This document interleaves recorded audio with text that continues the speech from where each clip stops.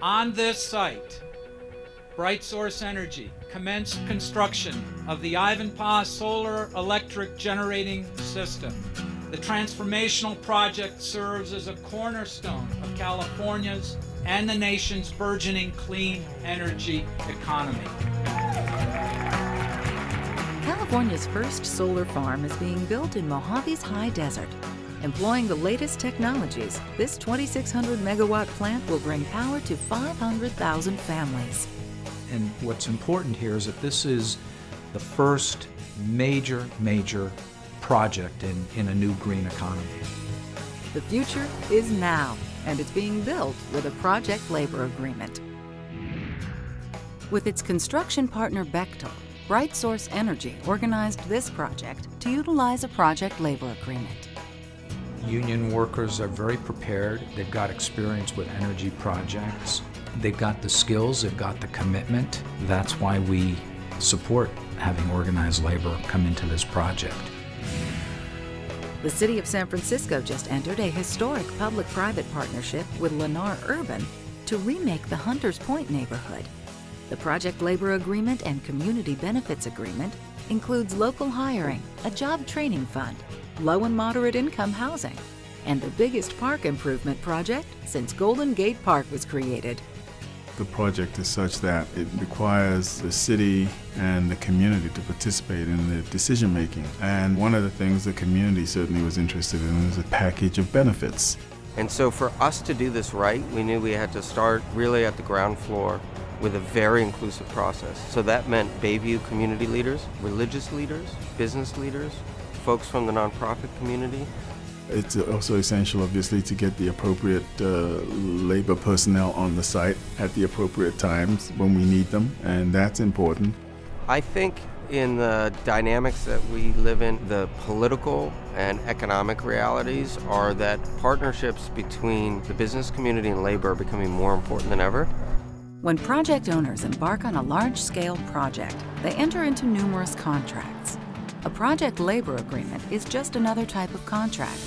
A PLA is a comprehensive pre-hire agreement that provides the construction manager or general contractor with a mechanism for coordinating scheduling and work rules and for establishing clear lines of communication and accountability on the job. Across the state, elected officials and their facilities staff agree project labor agreements are a great tool to budget and plan for their workforce needs. Anytime you're going to enter into a large project that's using a lot of taxpayer money, you want to have confidence in the people that are building the project. Having a project labor agreement really gives you that confidence. It helps us save money because you adhere to a designated budget amount up front and not get into all these contingency overruns. And that saves taxpayer money.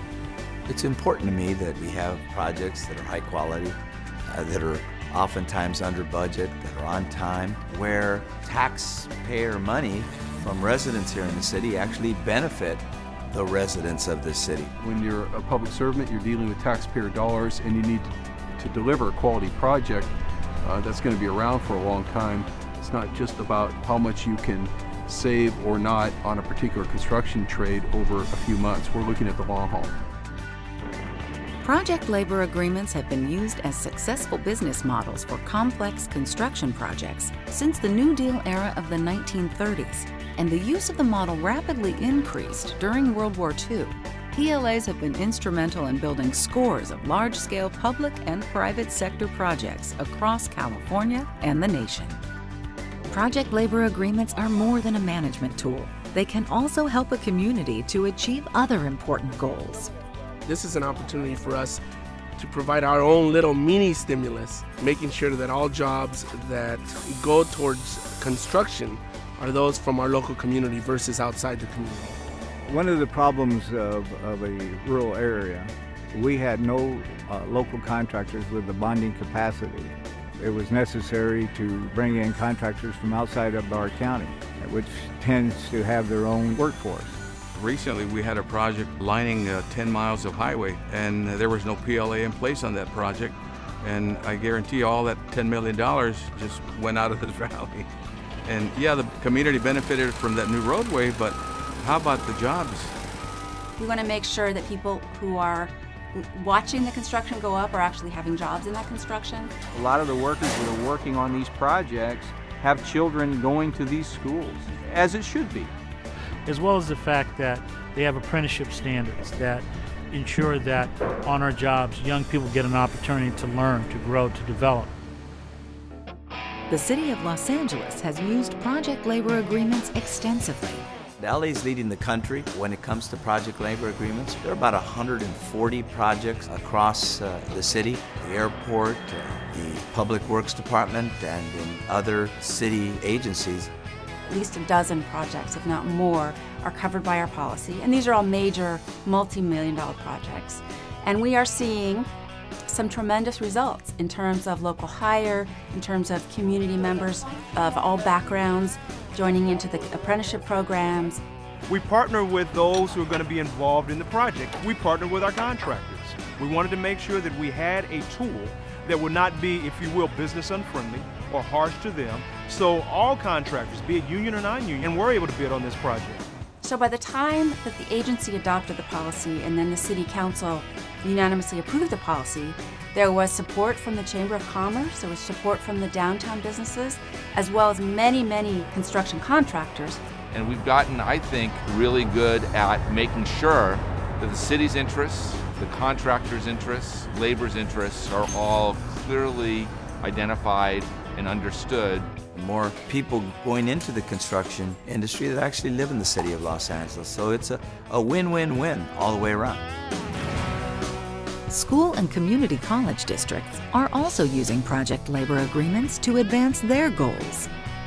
So for me, a project labor agreement is part of fulfilling our mission of job training and higher education and serving our community.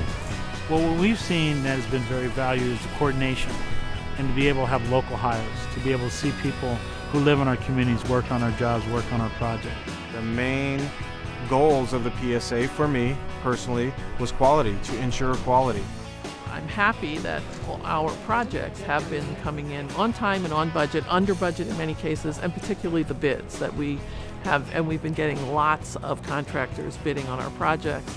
We've been able to provide the community that to a certain degree never had access to a career path with a career path. We've been able to provide small contractors with an opportunity to compete on a very large-scale building program. When you're dealing with construction, the worst thing you can have is delays. PLAs are designed to make sure that we have a good workforce in place that can deliver the projects on time. I'm familiar with the execution of the work. Here we are with about 80% completion, and we have over 200 tradesmen working today. That availability is key to have that skilled craftsmen participate in our project, focus on the quality, focus on the timeliness of the execution, to ensure that a campus like this is done on time. And then from a business management standpoint, it guarantees that work is completed on time and on budget, which means that we're able to put our new classrooms, our laboratories, our libraries to use for the tens of thousands of students that we serve as quickly as possible. I think there's just no question that when you look at what we have here, what we've provided for the community, that you're getting grade A state-of-the-art facilities that will stand the test of time. Project labor agreements set the work parameters for contractors, whether they're union or non-union. Having a PLA in place is key to ensuring compliance. Well, it calls for a level playing field, whether you have union companies, contractors and subcontractors, or non-union, and you have both. They adhere to a common set of rules. This is for everyone so that everyone can compete, and then based on the standards that we develop, those that compete the best are the ones that get the awards. We don't say you have to be a union worker. It doesn't say you have to be a non-union worker. It just says that if you're going to do work within this jurisdiction, these are the terms and conditions. We just didn't want anybody to be able to say that this was restricting competition in any way, because competition translates into better use of dollars. Get comments that, well, you're going to chill the environment for bids. You won't get as many people bidding, you won't get competitive bids. And not only do we have a substantial number of contractors bidding, but the bids have come in lower than was anticipated. Here's some advice from those who have been working with PLAs. If you're going to embark on something this big, this massive, this important to your community, put a PLA in place. I don't think project labor agreements and particularly community benefit agreements can be cookie cutter. For them to work, they really have to be customized to the particulars of the project. This was something that we developed for our people in our city and our contractors that is really working well for us. But your situation, your conditions, and your communities all can be taken into consideration as you're developing your policy and your program. PLAs are a benefit to your communities, and especially rural communities that are struggling through this recession right now. PLAs ensures that your local people get the jobs. And that's really what it's all about, creating opportunities for local folks.